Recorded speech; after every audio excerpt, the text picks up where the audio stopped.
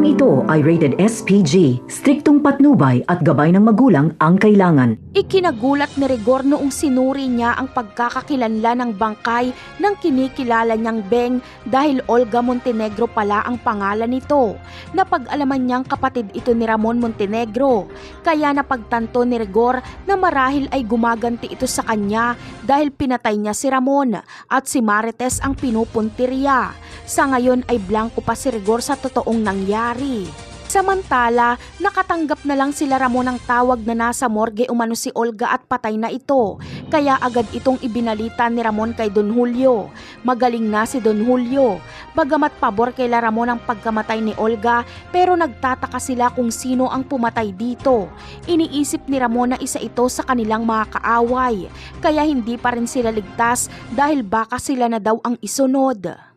Sa ibang eksena naman ay magtatalo si Ramon at David. Ayaw kasi ni David na makipagmabutihan si Ramon kay Marites dahil may asawa na daw umano ang kanyang ina. Pero ayon kay Ramon ay binubugbog daw umano ni Rigor si Marites kaya dapat lang nakunin niya si Marites. At isa pa ay ipinahiram niya lang daw si Marites kay Rigor kaya oras na para bawiin ito. Habang si Marites naman ay hindi pa nga nakakalabas ng ospital ay na-ospital na naman. Iniisip niya ang mga huling sinabi ni Tanggol at reaksyon nito noong malaman ng totoo.